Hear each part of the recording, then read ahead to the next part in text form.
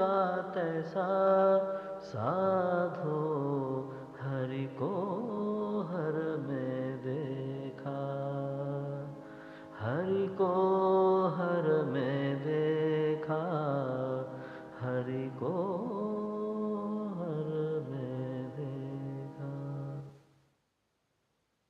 ऐसो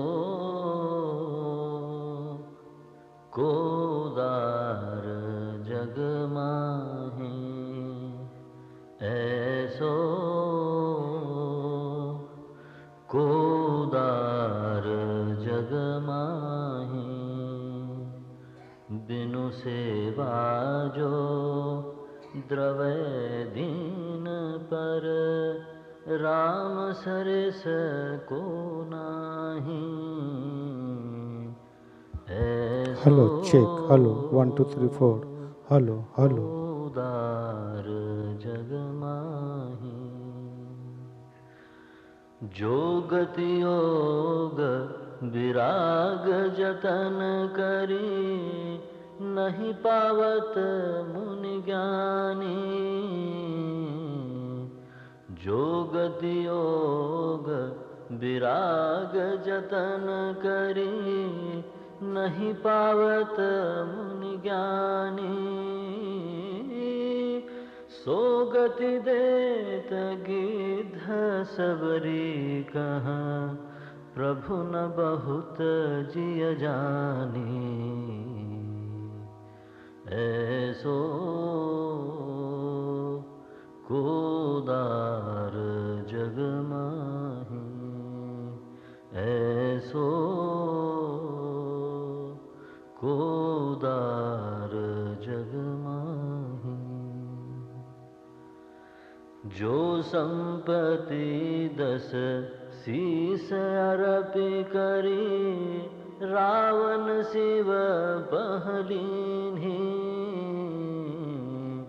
जो संपत्ति 10 शीस अर्पि करी, रावण शिव पहलीन्ही।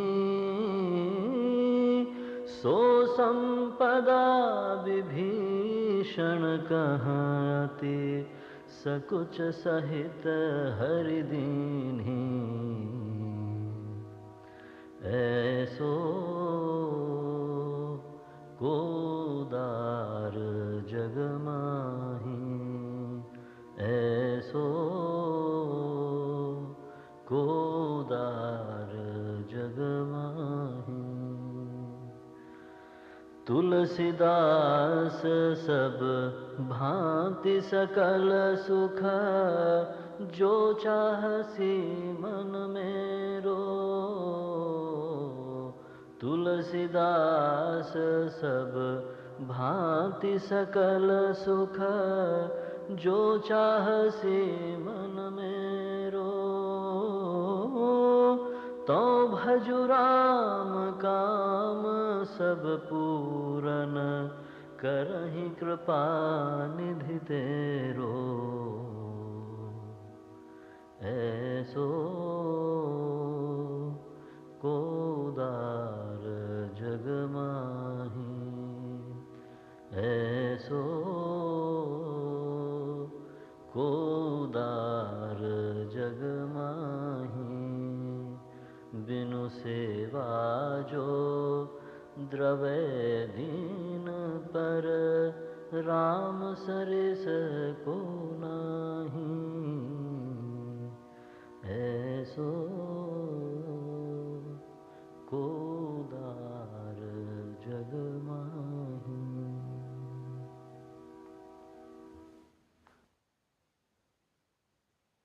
राम चरण को अब तो सुमर मन, राम चरण को।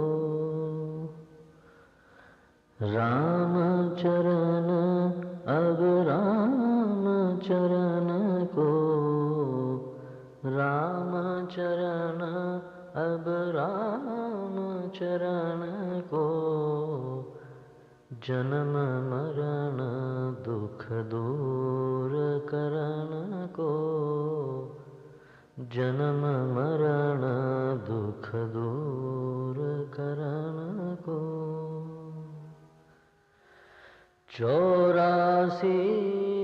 लख भटकत आया, 84 लख भटकत आया।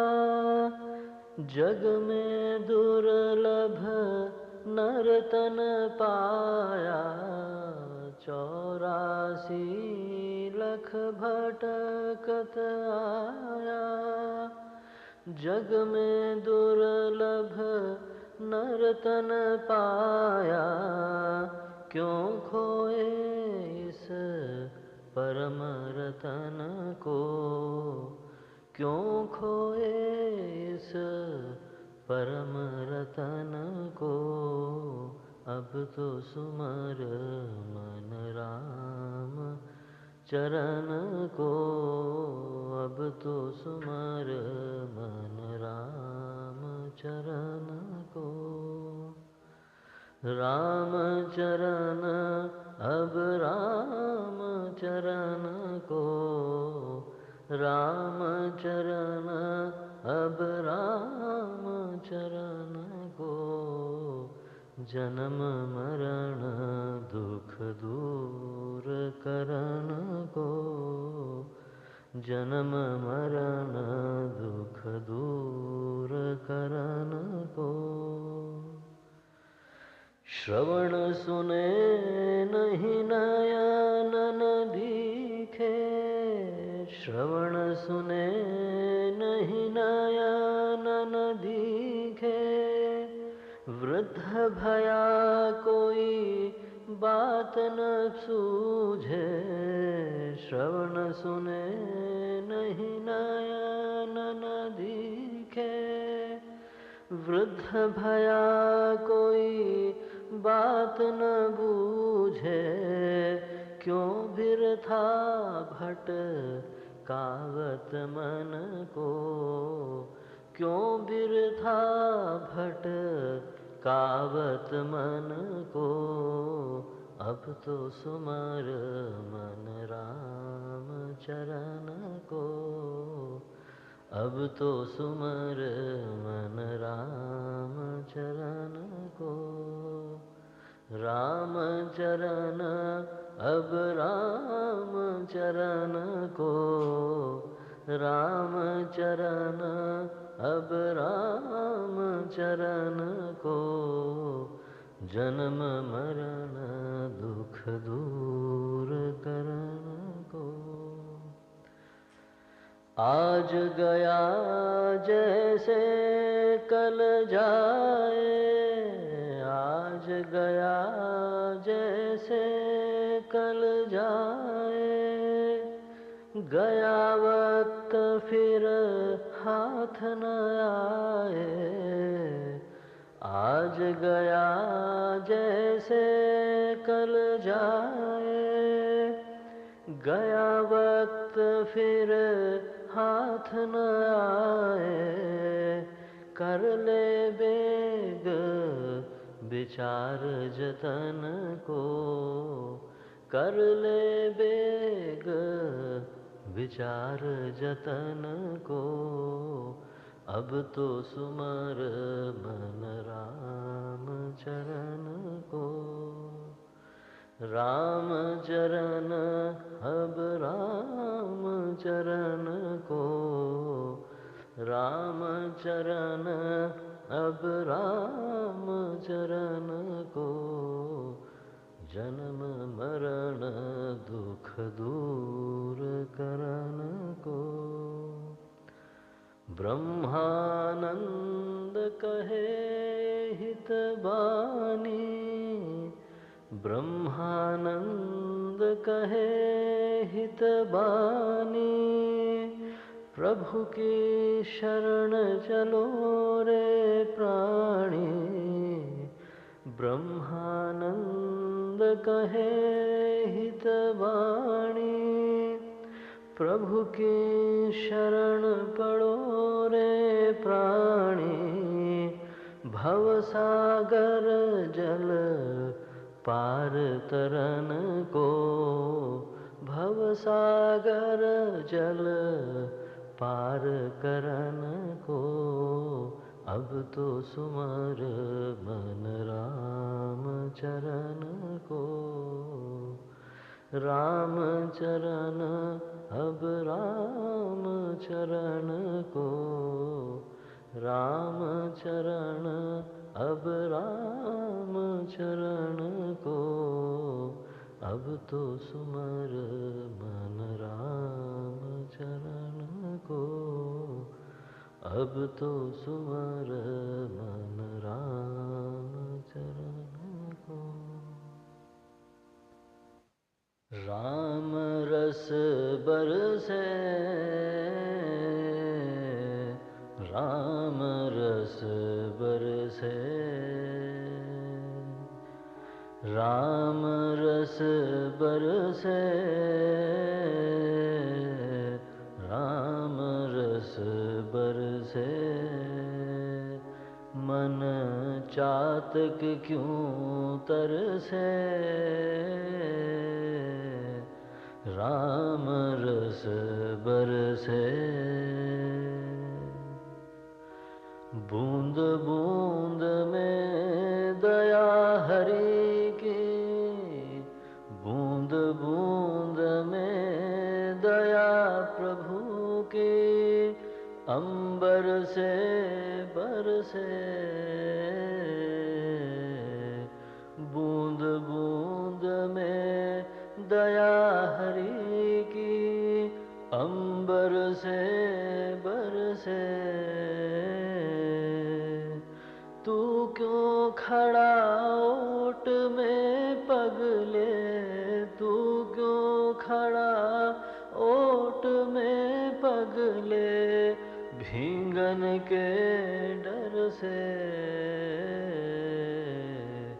राम रस बरसे, अब राम रस बरसे, राम रस बरसे, काम क्रोध मद लोभ मोह का, काम क्रोध मद लोभ मोह का, छत्र हटा सर से, काम क्रोध मद लोभ मोह का, छत्र हटा सर से, प्रेम नीर में भीग बावरे, प्रेम नीर में भीग बावरे, भीतर बाहर से, राम रस बरसे, अब राम रस बरसे, राम रस बरसे, बिरथा डोल रहा बन बन में, बिरथा डोल रहा बन बन में, मांगत दर दर से, बिरथा डोल रहा बन बन में, मांगत दर दर से, मन मंदिर में राम बसत है, मन मंदिर में राम बसत है, क्यों न चरण पर से, राम रस बरसे,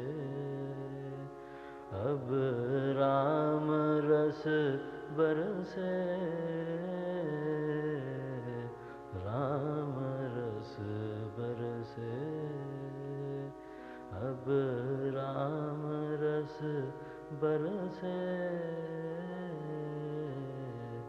राम रस बरसे।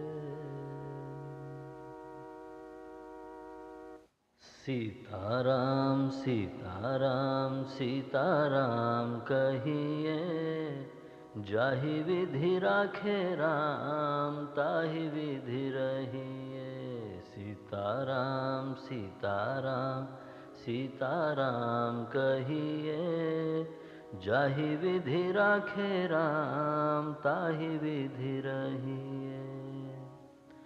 मुख में हो राम नाम राम सेवा हाथ में। तू अकेला नहीं प्यारे राम तेरे साथ में। विधि का विधान जान हानि लाभ सहिए। जाहि विधि राखे राम ताहि विधि रहिए। जाहि विधि राखे राम ताहि विधि रहिए। सीताराम सीताराम सीताराम कहिए। जाहि विधि राखे Ram.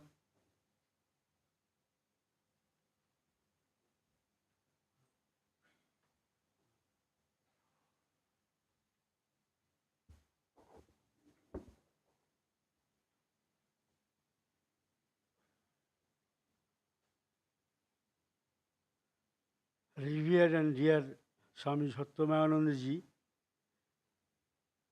today's subject is doctrines behind avatars. There, after lecture, you can ask him the questions.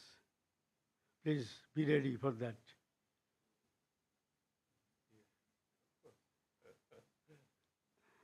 Please, Maharaj, please come.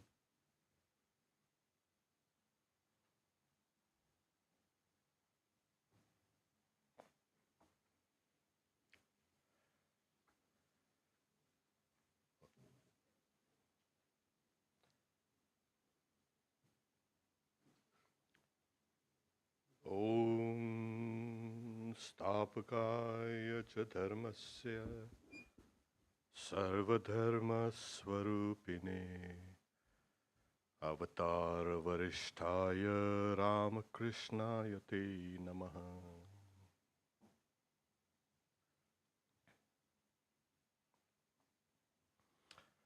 My pranams to Swami Satyadevananda. My humble pranams to all my seniors and loving namaskars to the other monks. I would thank the Swami for inviting me here to speak and be part of this Centenary celebrations. As mentioned, doctrines behind the avatar.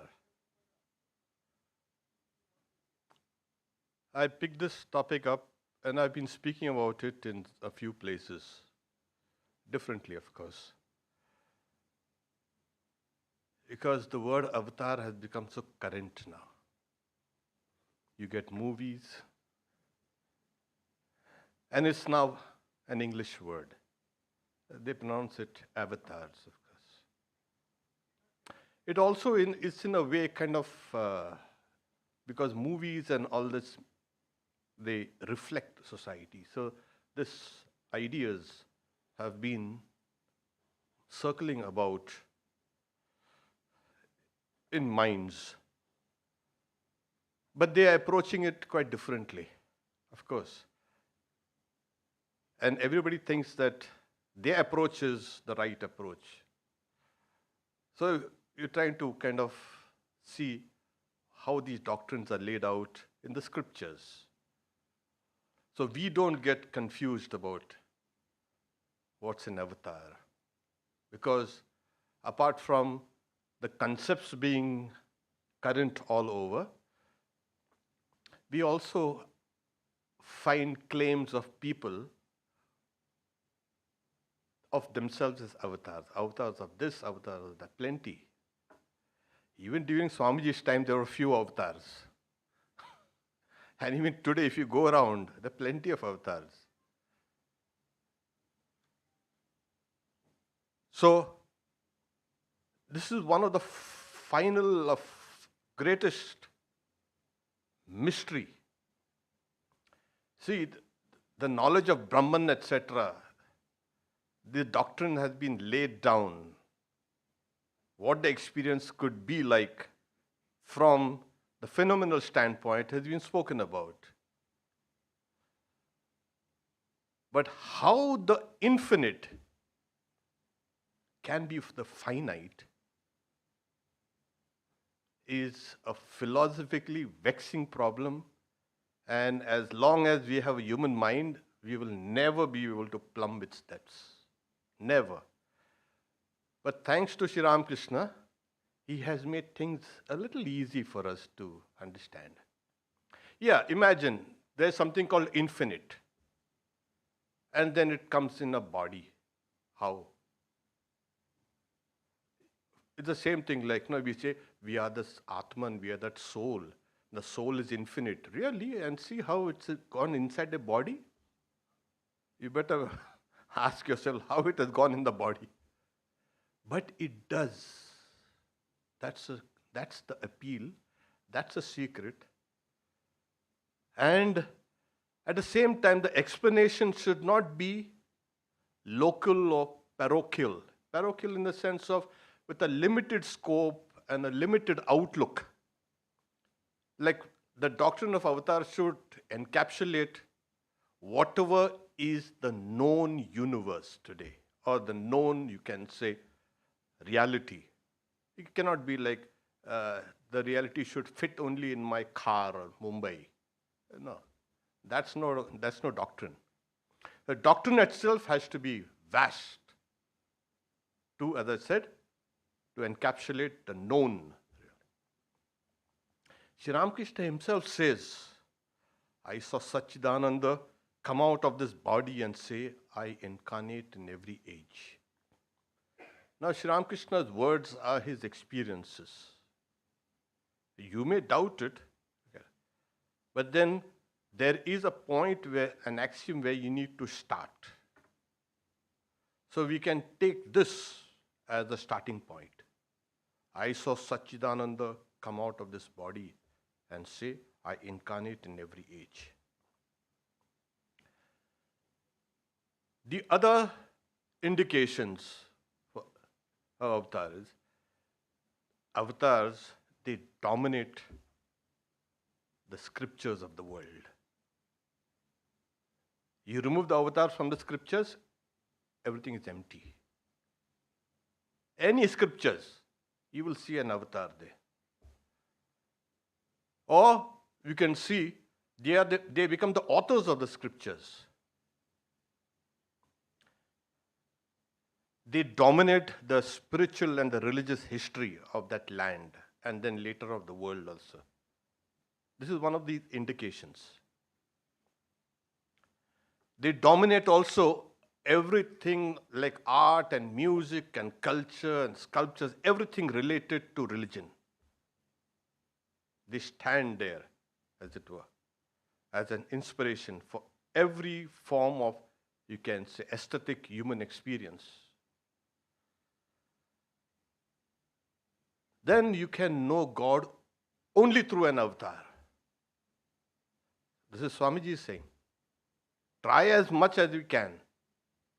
We can know God only through an avatar. And Sri Ramakrishna says the avatar is like a hole in the wall. You can see the field behind that wall through that hole. So these doctrines were very ancient, but not in this form.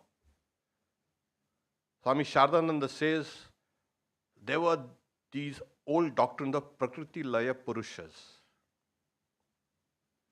that certain souls, for a better use, that's the only way I can explain. Instead of merging into the reality, they merge into Prakriti. And at the next kalpa, next cycle, they come out as lords of that Prakriti.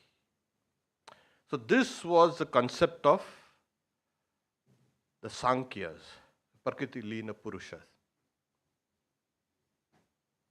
Then other doctrine was the Adhikarika Purushas. They found that some people had so much of excellence in them, the divinity in them, that you can say the power in them, that they hardly appeared to be human. Human only as a kind of a semblance. They appeared to be superhuman. That was Adhikarika Purushas. And then slowly, and during the Puranic times, we had these doctrines laid down slowly over hundreds and hundreds of years. Today what we have is a result of a long, you can say, study on this particular. It has captured the imagination of people, the religious imagination of people. And so we have the entire religion and everything focused on how does the infinite appear the finite? How can God appear as man? So Shankaracharya, in his great, we'll come down to it of course, his great doctrine of how then avatar comes. But we can understand one thing. So he says, Sa Bhagavan, Jnana Bala Aishwarya Shakti Virya Tejo Sada Visampanna Trigunatmikam Vaishnavim Moola Prakritim Vashikritya Ajo Avya Bhutanam Ishvara Nitya Shuddha Buddha Mutta Apisan Swa Mayaya Dehavaniya Jatayiva Lokanugram Kurvaniya Lakshati. Now I'll translate to you the Sanskrit. I don't want to burden you with Sanskrit too much. The Lord, endowed with knowledge, sovereignty, power, strength, valor, formidability, exercises his command over his own Maya, which naturally belongs to him as Vishnu, and which goes by the name of Moola Prakriti, primal nature, made of three gunas. And as such, through his own Maya, he appears as if embodied, as if born, and as if favoring people, though by his nature he is birthless, changeless, Lord of all beings. Yeah, this is something that in his introduction to the Bhagavad Gita, Bhagavan Bhashyakar is laid down this. As if, what? But he is going around doing everything. But you must understand this concept or this doctrine from the standpoint of Advaita Vedanta. Otherwise, you will get in trouble. Because he also says that Jiva is also Eva. And the Jagat also is Eva. So from that standpoint, this also makes sense. So this is how he tried to understand how the infinite has become the finite through Maya, apparently. It's a kind of semblance. Now, that being said, there are many avatars. We know Dasha avatar. That's only one school of thought. The Bhagavatam says there are innumerable avatars. There are some avatars which are called Angsha avatars. We won't go into the technical details, but just Angsha is partial. Aveshya avatars, endowed or entered into. They enter into. Sakshat avatar, direct. Yuga avatar, Vyuha avatar. Vyuha means cosmic or salvific. Antaryami avatar, inner or inspirational avatars. Purna avatars. The other classification is according to Sattva, Rajas and Tamas. There are avatars of this type. There are Purusha avatars, there are Leela avatars, there are Shakti avatars, and then there are the great Acharyas. So, you see, we are full of avatars. there depends on the mission, the divine mission. God embodies accordingly. That has to be understood. So we have these great, you can say, numbers of people suddenly appearing as if they are endowed from birth itself with great powers. In their minds, they know the mission and they only live for others. As we know, yada yada hi dharmasya, yes, that is whenever a religion rises and you can say religion goes down, he comes. As ajopi san navya atma bhutanam ishwaropi san. So he's saying, though I am birthless, undecaying, and the Lord of all beings, still by subjugating Prakriti, I take birth by means of my own Maya. Avajananti mam muda manushim tanumashrita. I say, O Arjuna, many lives of mine have passed, and so have yours. I know them all, but you do not know. So from this you can see that there is a kind of a continuity. And this is another thing is very important. An avatar is not a stand-alone phenomena. If it is a stand-alone phenomena, it will fall down on its own. It has to have a continuity. It's a long unfolding story. Like, the humanity is also a long unfolding story. Your life, my life, and all these small lives are meaningless if you don't look at it from the cosmic unfolding story. Even this universe is evolving for billions of years. It's a continuously unfolding story. You cannot just take this part and say, this is creation or this is what is the reality. It has to have a long continuity. If everything like a jiva, you are here and we are sitting here and we are so and so. Oh no, that behind you it's a long story. You are unfolding your own story. And in that story, your story is embedded in the cosmic story. So we are part of the cosmic processes. So the avatar also unfolds itself over and over again. That's why he's saying, Sri Ramakrishna said, he was Rama, who was Krishna, is now Ramakrishna. If you were to say, I'm only Ramakrishna, I don't know who was Krishna, I don't know who was Rama, then there was something wrong there in his declaration. It has to be a continuity. Master Masai says, I see you are Christ and Chaitanya together. And Sri Ramakrishna smiled, saying, yes, yes. Otherwise, the connection will be lost. If everything is this, then we can understand it. So it's not only yada yada hi dharmasya glanir bhavati bharat. Only when adharma rises and dharma goes down, then he comes. It's a continuous process. Everything runs in waves. Like your life also runs in waves, ups and downs. It has to. If it is static, then it's dead. There has to be movement. So there is also movement in these divine, you can say, realms. So what does an avatar do? First, an avatar comes, he energizes the whole of religion. You will see that the huge revival in the religious fervor, and then all the older doctrines that were there are also energized.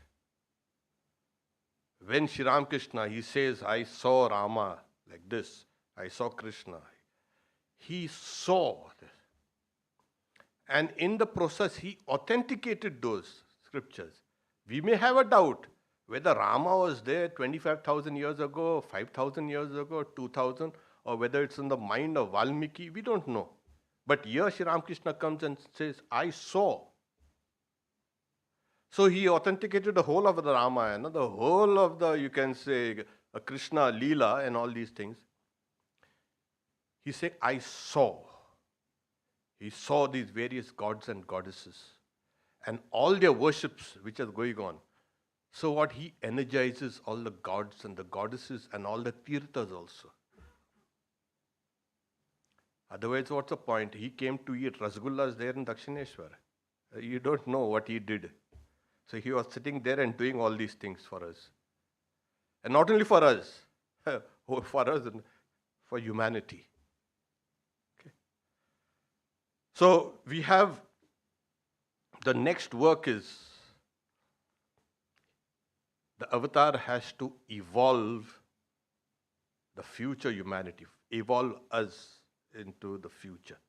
Swami Vivekananda, in one of his, you can say, speeches, Powers of the Mind, he's saying, I'm not going to argue on this, but I'm going to lay down to you one of the philosophies of this. So he's saying, like when we are born, when a human is born, the human has to run through the entirety of their evolution. So when you were really conceived, you look like something like a small fish, etc., and the tadpole and all these things. Slowly, you went through the entire evolutionary, even physically, the process. And then Swamiji said, when the child is born, the child is a savage. He crushes the butterfly under the feet. We are savages, and then we start getting cultured, and we grow, and then from that starting point till now, we have evolved. Everyone, every time a person is born, that person has to go through the entire evolutionary history of his or her race, the human race, spanning a billion years. Yeah, so you are also so insignificant, you think, but you see what you have? You run to the whole thing. But in the case of an avatar, the avatar also goes through the history of the race, but he again, from the present, he goes far into the future. So in his one lifetime, an avatar lives the past, the present, and the future of all humanity. So you see, Sri Ramakrishna, what he did? He did that. If you read between the lines, you will find this is what and he sets up the mold. Swamiji says, this is what future humanity will look like. This is what he placed before us. What will future humanity look like? Like this, that suffused with divinity. So this is an avatar. So, and not only he showed it to us, he plugged us into that socket also of divine power. So he has infused us. He has authenticated your own life. Every life has been authenticated by an avatar. So if you get this, then this is the mission of an avatar. So he's saying, oh, Katamrita is very nice and gospel, yeah.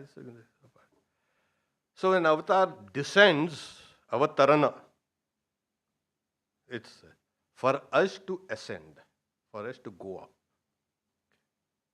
This is one of the main reasons. The avatar also, as Sri Ramakrishna says, is a kapala mochana. He wipes out the doom of people. Yeah. Swamiji himself says he's a kapala mochana. So he says he's a forest danga. In the French colony in Chandanagar, you could do everything here in the British side and then run to that French quarter. There the British rules do not apply there. So whatever you have done in this life and your previous lives also, when you come to an avatar, you are safe. So you see how lucky you all are? So this is he. And as I say, Kapal Mochana means, I had an old friend. He could look at people's forehead and tell a future. The only problem is he could do it only when you are drunk. Yes, sir. So only sorry. So only when you are drunk, he used to sit down and start telling people. So we do not know whether it was true or false, because in the drunken state, we don't know what he's talking about. An avatar becomes an Archana Murti. You see how Sri Ramakrishna is worshipped? And we live in the US. You won't believe it. I was telling myself, where Dakshineshwar, where Kamarpukur, and where India, and here people are kind of going mad after this. Not all the people, but then he becomes an Archana Murti. The Murti, that's a form that is worshipped. And these forms will be worshipped not for another 200, 300 years. As long as there is a human mind. Like we have Rama. Yesterday we had Ram Nam. You said Ekadashi. And everybody was singing so enthusiastically. Shuddha Brahma Parat Para Ram. See? He is Archana Murti. Krishna is Archana Murti. All these, Buddha and Christ, and all, they become Archana Murtis. If you worship that Murti, you will get liberation. So this is then Avatar's work. So Sri Ramakrishna has come. I remember I was told by very senior monks that one time there was some of our sadhus had gone to see Narayan Swami. Not Narayan Murti, Narayan Swami. He was a great sage.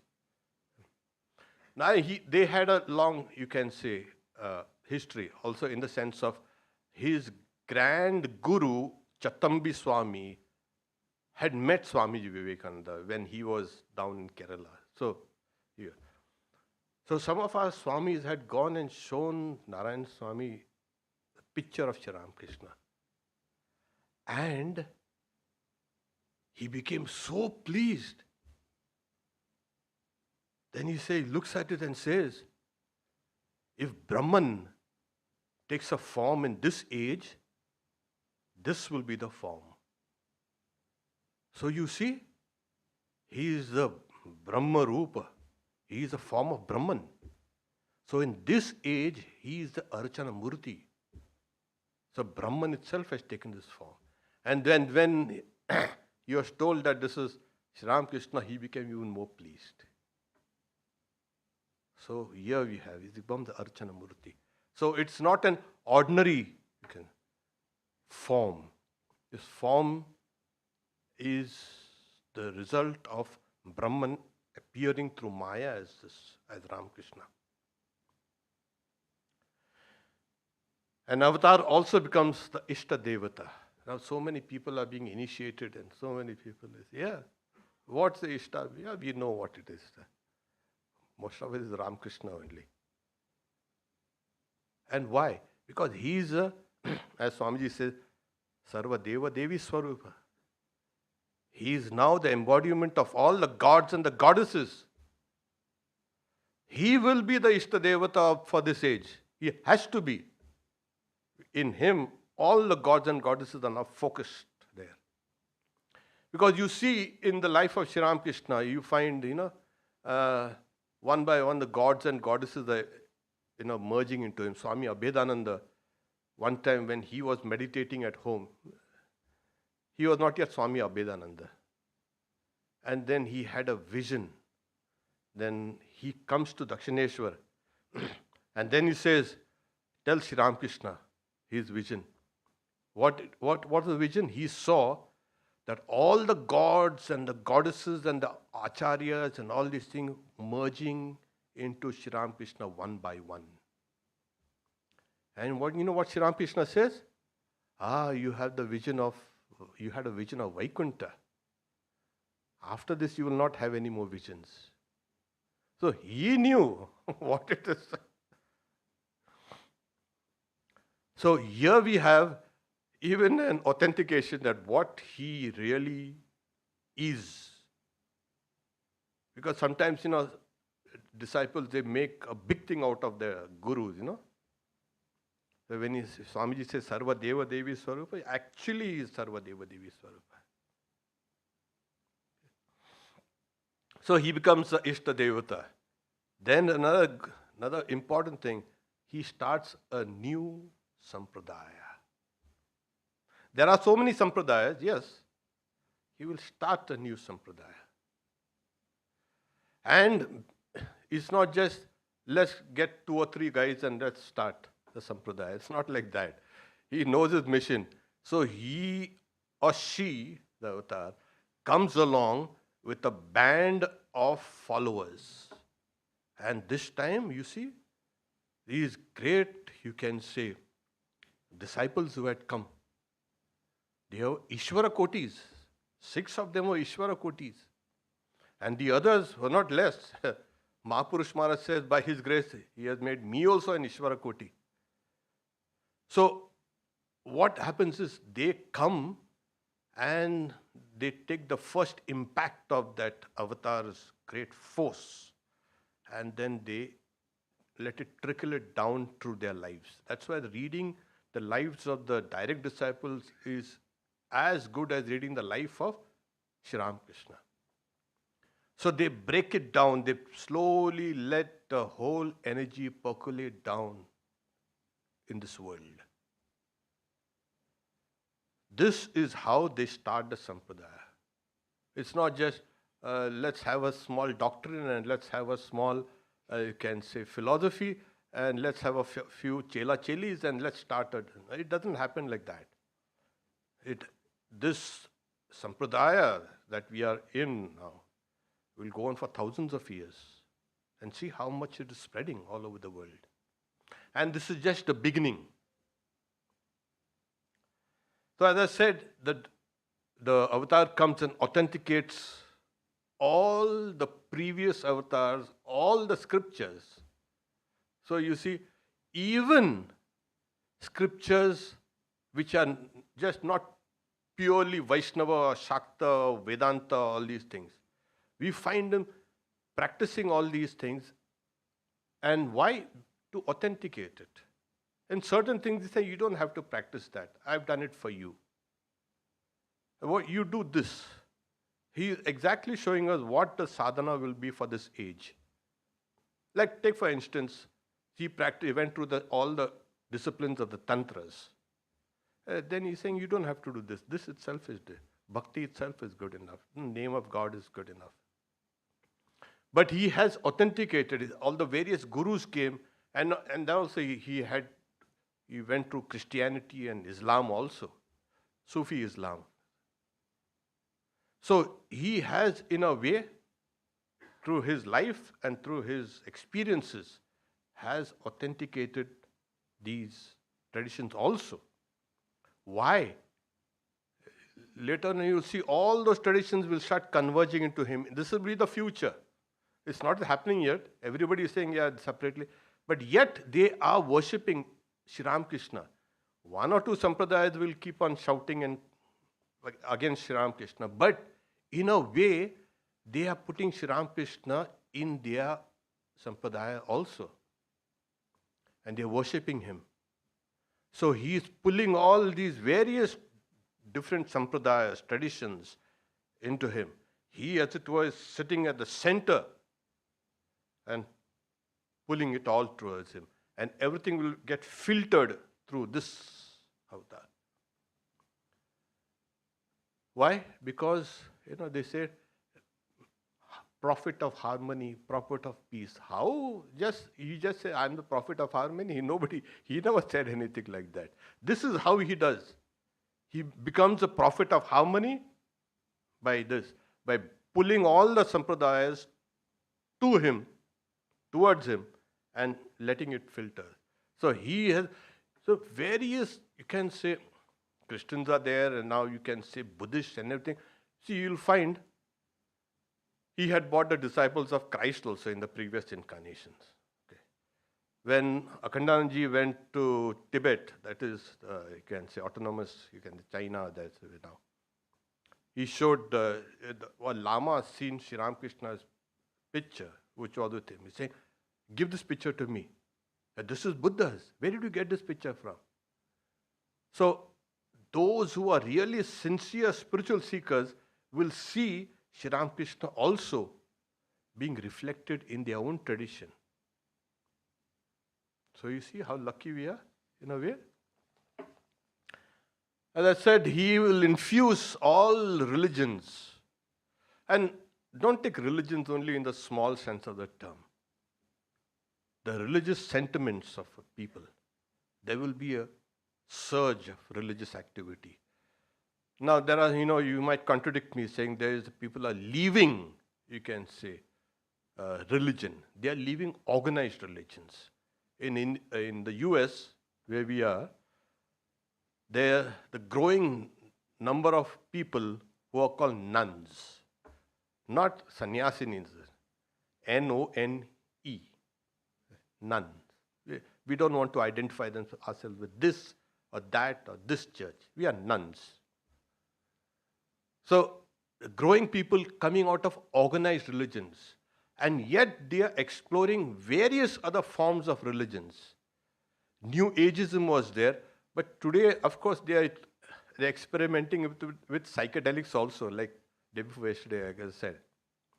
But there is a growing recognition of something higher that can be intuited. Why do you think this yoga, etc., is becoming so popular? Of course, they are with the Hatha yoga and all. But the very fact that there is an idea that your body and your mind can be transcended is coming slowly towards this. So the religious sentiments in people is growing. Why? Because as life becomes more and more hard, when life becomes hard, you contract. You contract to batten down, sit down, and let everything pass over you. That is one way of surviving. The other way of surviving is to start expanding yourself. And this is what is actually happening. When life becomes hard, when life becomes full of struggle, and no life is easy. You ask anybody, do they have an easy life? If it's an easy life, it's a dead life. As Swamiji says, he only lives who live for others. So, expansion is life. This is what it is. So as you keep on growing, life becomes harder, it becomes the soul starts struggling against all these various circumstances. And as it struggles, it starts expanding, then you get a kind of an inkling that there's something beyond this life. This small, miserable, stupid life. This eating and drinking and sleeping. What is there in this life? Ahara, nidra, bhaya, maitanam. Everybody does it. Even the birds and animals and this and that. What is that? Dharmam tu adhiko vishesha. Dharma is something special. Dharma hina pashubhi saman. So without dharma, you are like an animal only. So people have understood there is something, a higher aspect. Why is that? Because in our own consciousness, and most of the studies today are trying to find out what is consciousness. Forget neurology or psychology. Even physics is trying to bring in that observer, this and that.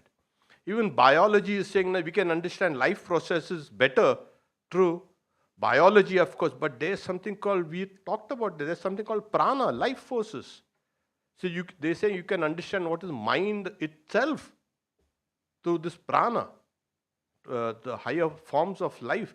So these things are now being discussed, and people are now getting engaged in what is consciousness. You go read most of the books, it's nothing but trying to understand consciousness. Hard problem of consciousness and soft problem of consciousness, all these things. So we are evolving as real conscious beings, not just limited to our brain and our bodies. This is the work of an avatar. So much for it.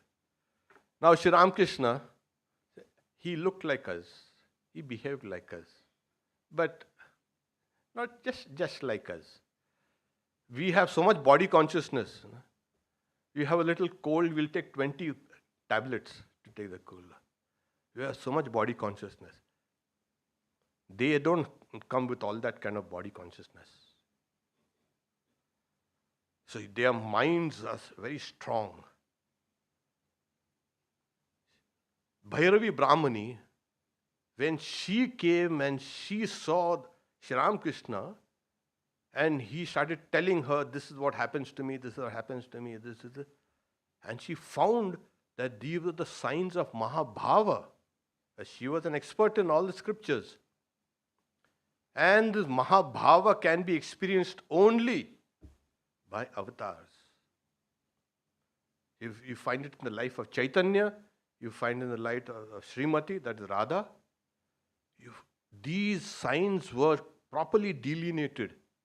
And she saw all those signs in Sri Ramakrishna's body. And that made her feel, yes, convene, told Mathur Babu, convene a meeting of all the Pandits and I will defend Sri Ramakrishna and saying that, prove that he is an avatar. Here it is. Avatar. He himself is sitting down innocently, saying, oh, they are discussing. Oh, finally he's saying, so it's not a disease.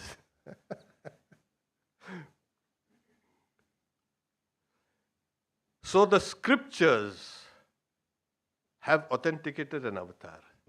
So there are these great signs of Mahabhava that is manifest in an avatar. These signs, Mahabhava, it cannot be experienced by ordinary jivas. The jivas can experience at the most bhava. He's saying, and Mahabhava and prema. So Sri Ramakrishna experienced all these things. And then we have another great thing. When you see Sri Ramakrishna, you don't see him, sitting down innocently, sitting down quietly. Nice. Babaji, I've got a headache, please take care of my headache. You see, he was told by Divine Mother, stay in Bhavamukha thak. Stay in Bhavamukha. Now, what is the state of Bhavamukha? This itself has, given a new dimension to this doctrine of avatar. That he stands as like on the threshold, on the door. When you stand at the door, you see the door is opening. The Swami comes in. He can see what is inside and what is outside also. He stands at the threshold of the door between the relative and the absolute. It's a tremendous state. This is what now we understand Sri Ramakrishna, he was stationed there. Sharatmar discusses, on one side, he sees the entire cosmic process, the world of creation. Not only sees, he is identified, his mind is identified with this entire creation. And in that state, you can say that he is Ishvara, he is God. And on this side, he sees that absolute, that Nirakar Brahman. So Sakar and Nirakar, he is standing there in the center. This is the Sri Ramakrishna's, you can say, image is not an ordinary image. If you look at it, think about it, meditate on it, you will get an entire glimpse of the state, that is the state of Bhavamukha. It has never been experienced before, never been recorded before, that this, an avatar stands here at this junction between these two realms. Sri Ramakrishna himself says, no, this is the high state of yoga. He sees his own picture. And this will be worshipped in every home. You know what is that? It's a door to the infinite. From one area, from one realm, you can enter into the next realm. That is the door. That's the hole, as I said, in the wall. So this is Sri Ram Krishna. This is the doctrine of Sri Ram Krishna. Now, I said that the scriptures authenticates now because it has been happening over and over again. It's not a one-time event. It has happened before, it will happen in the future also. Many people say, oh, we have an incarnation of God, and that's the only incarnation of God. That itself is illogical. It cannot be happened once.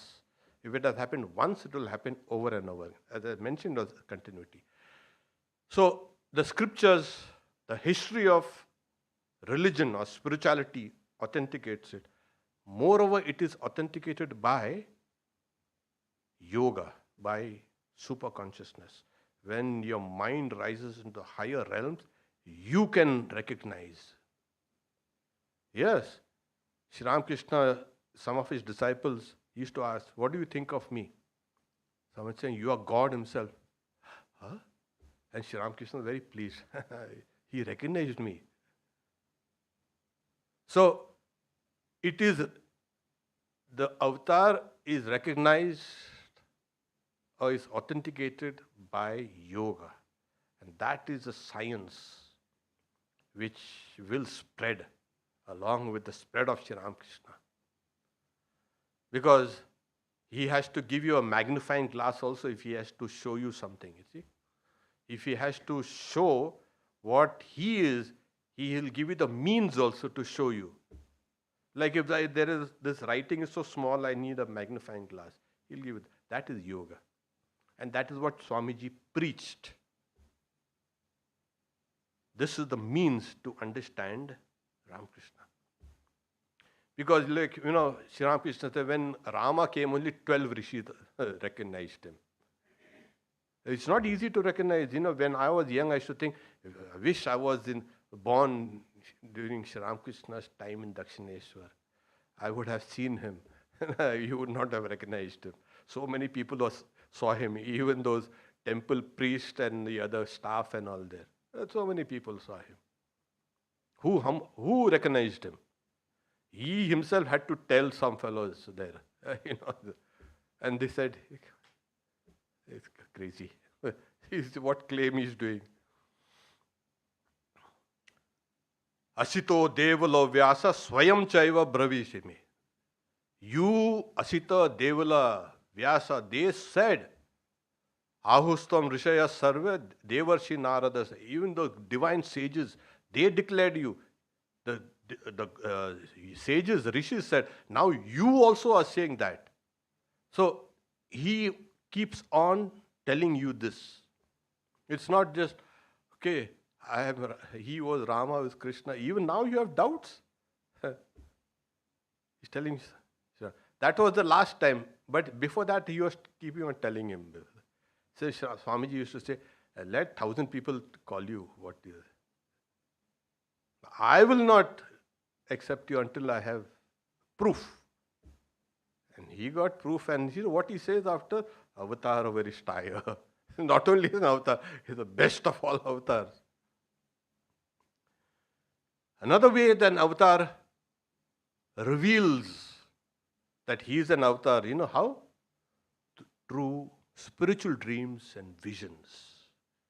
To even people who are not connected directly with him.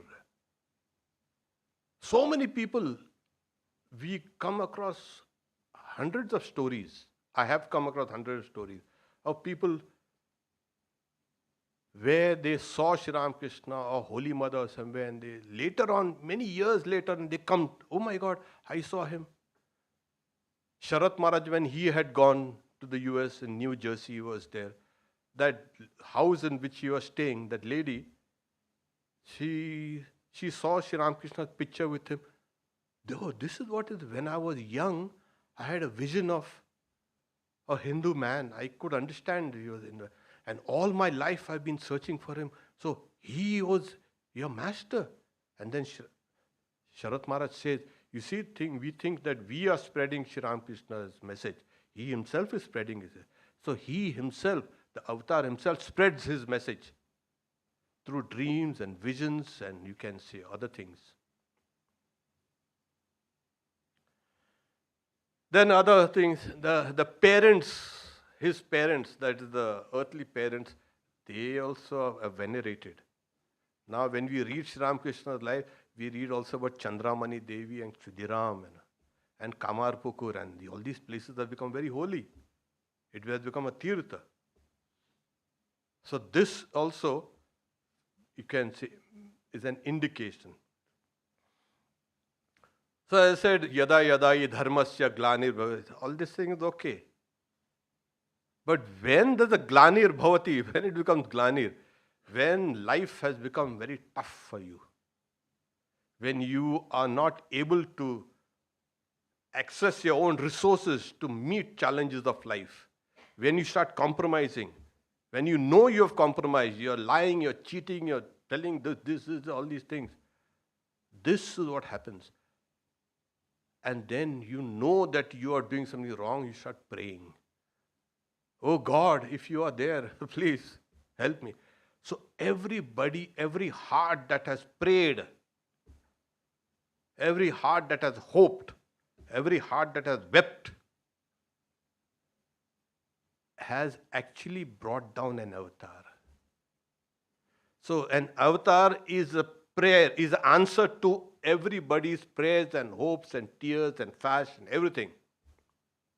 You have been weeping for him, I have been weeping, people have been weeping all over the world for an avatar. For God, here he comes. So he is an answer to all our collective prayers. And then, if an avatar does not come, he will not be able to counter all the material forces which are there. So these two forces are always there. Swamiji says there's a wave of materialism, and then it rises, and then it tapers off, then the wave of spirituality takes over. These two forces are always kind of mingling, clashing, and the result is all this. There will be belief, there will be disbelief. There will be atheism, there will be also the belief in religion and God and all this. So these two forces are interplaying. The entire society and entire, you can say, history. You see, there are so many types of history, the economic history and the social history and this and very history. But deep down, there is a spiritual history that is written by these avatars and great sages. So he comes to give a new religion for this age. So where does he descend from? From point A comes down to point B. We generally, oh God, he looked up at the skies. No, that is not Vedanta, that's not Hinduism. Don't look up at the skies. You see, Swamiji says, all our sages and saints, they are with their closed eyes looking inside. All of them. All the Eastern sages look inside. And the other picture, they are looking outside. It's all inside. Ishvara sarva bhutanam hriddeshe arjuna tishtati. This is where hriddeshe. That is the place from where he comes down. From every heart. Brahmayan sarva bhutani yantra rudani mayaya. So, this is the place, your heart is the place of an avatar's dwelling place. And that's why you're supposed to meditate in your heart. Don't meditate on the head. You might get a headache. This is how he has answered your prayers and all our prayers to meet the needs of humanity and the world. So this is where he emerges from. Not from the skies. It's written in the Puranas and all this and various. Vishnu is now taking it easy, taking a nap, and then suddenly there's some disturbance, and then say, okay, wait, I'm going to go down. But the real place is here. Aham Atma Gudakesha Sarva Bhuta Shayastita. I am that self in all beings. In the sleeping mode I am right now.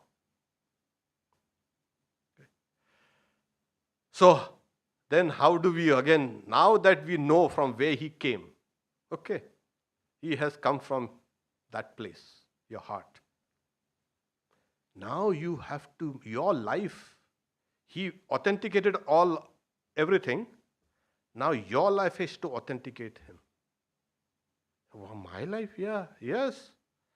Because all the direct disciples and all the other disciples, not only direct disciples, all the disciples, if you read their life, their lives are centered in an avatar.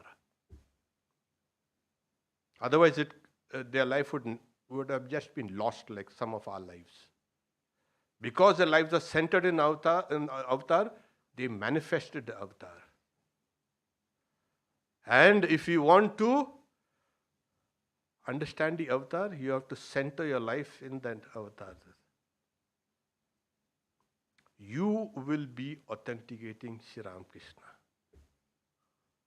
You don't need a book. You're saying, yeah, I know Sri Ramakrishna is God. There was one time, Swami Prabhavananda, he established a Hollywood center. So he was one devotee. She was being interviewed. And she said, if Sri Ramakrishna is an avatar and he stood up and roared, if Sri Ramakrishna is God, and that devotee became so kind of taken aback by the force of his conviction. When your life can come to that point of that conviction, Sri Ramakrishna is God. How? Your life has authenticated it. You have understood that your life and Sri Ramakrishna's divine play is not two different things. It is one.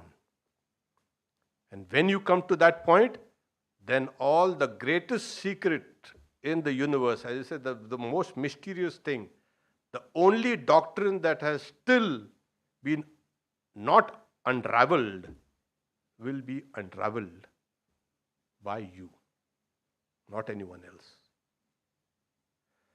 Om Shanti Shanti Shanti Hari Om Tat Sat Shri Ram Krishna Arpanamastu. I didn't mean to speak for so long, but then now it's there.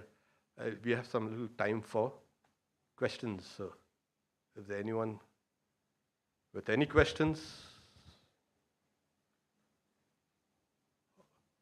There are people there. People are hesitating. Yeah, because there are all the hands are going up.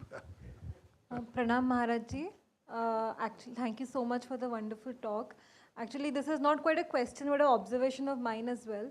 That me and my mom discuss this all the time. That ever since Thakur Ma Shamiji have come on earth, suddenly there was a wave of emancipation for women, which hasn't happened for the past thousands of years. Women have been subjugated and they have not had access to anything.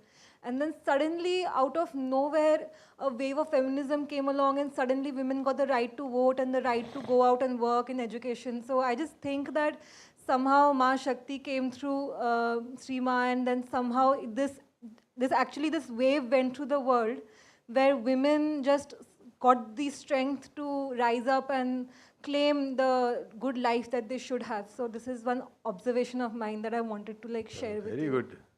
So somebody who's a scientist will also say that the great scientific development that started like this. Then there's some socialist, like a sociologist, will say the great development in sociology that happened there.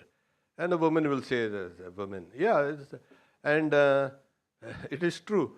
It is, but in the Vedic age, the girls used to study with the boys. It was co-educational during that time. So somewhere in the middle, we kind of lost track of things. So Sri Ramakrishna has come and revived everything. And of course, women's emancipation and all these things. So it's a good thing. So, yeah. There's a general, you can say, increase in people's awareness. Apart from globalization, we are so interconnected. We have understood we are so interconnected. And as I say, if you energize one point, everything else is energized. So women and all these things, yeah. But still, the women has got a long way to go. emancipation for women will come actually from the man's clarification of the idea of woman. He still thinks, yeah. So there's a men's problem, not a woman's problem.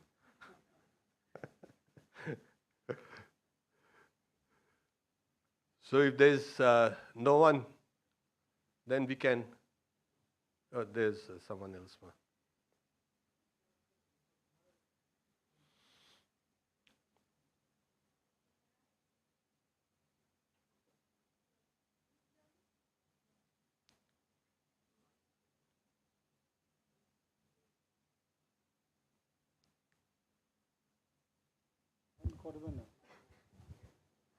Yes, sir.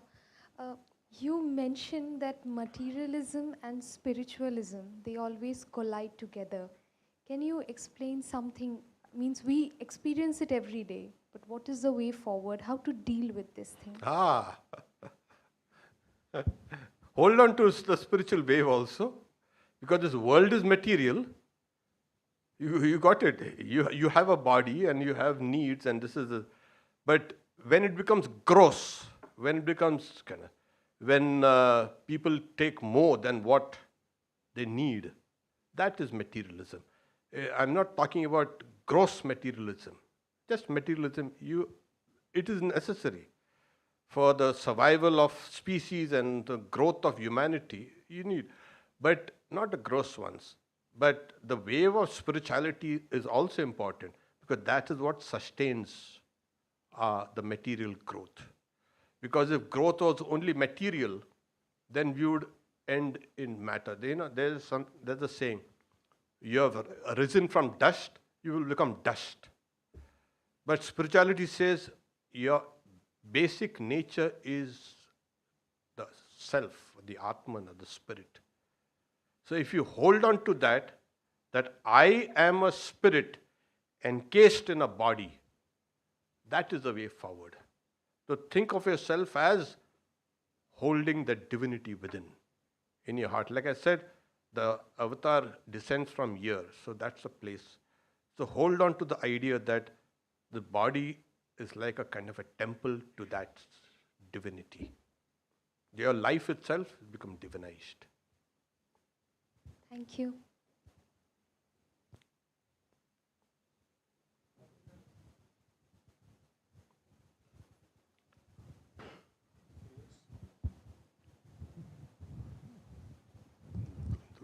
Pranam Maharaj, my question is how does the world seem to the liberated one while he is living, and also when the body dies, when we say consciousness is the reality? Yeah, just could you repeat that question, please? Like, how does the world seem to the liberated one?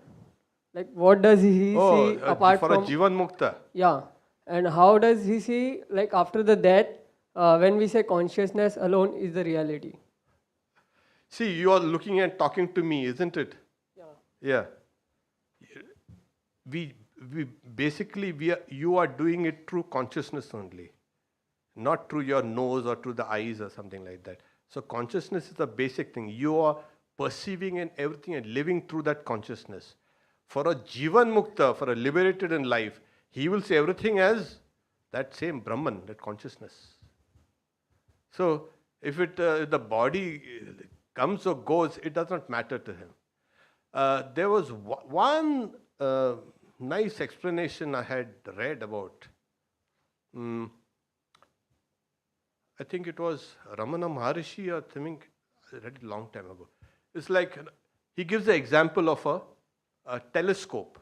So when you're looking through a telescope, you're looking at all the stars and all the galaxies and all these things, huge thing. But there are a few kind of particles of dust on the lens. So you're seeing the whole galaxies and all this, the universe, and you're also seeing that small particle of dust.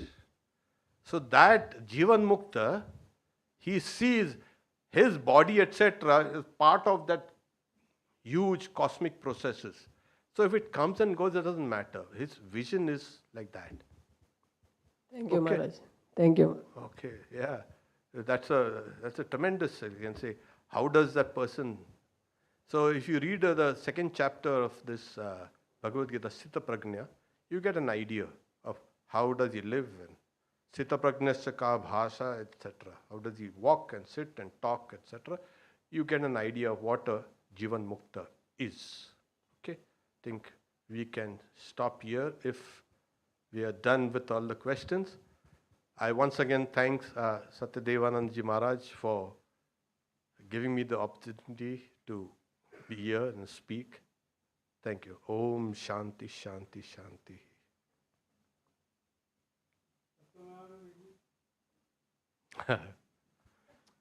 सत्यमानंद जी का बहुत बहुत धन्यवाद. उन्होंने आज 2 दिन हो गया. After 1 month he will come again here, and that time also he agreed to give lecture. तो फिर भी अभी हम लोग को तो ये एक नियम है धन्यवाद देना. तो मैं इनको बहुत बहुत थैंक्स कि महाराज आप यहाँ पर आए हैं, हम लोग यहाँ पर इतना सुंदर प्रवचन दिए. तो आप रिक्वेस्ट करूँगा जब भी आप इंडिया में आएंगे please come to Mumbai.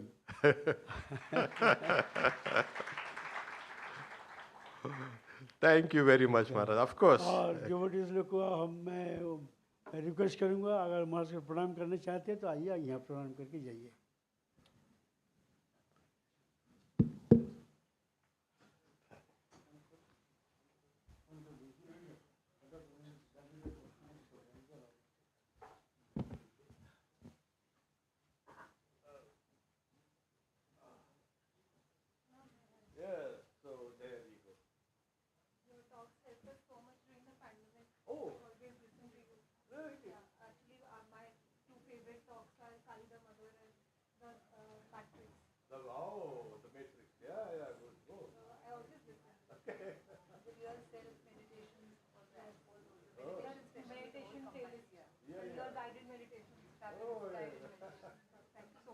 Thank you. Yeah, keep on because they said like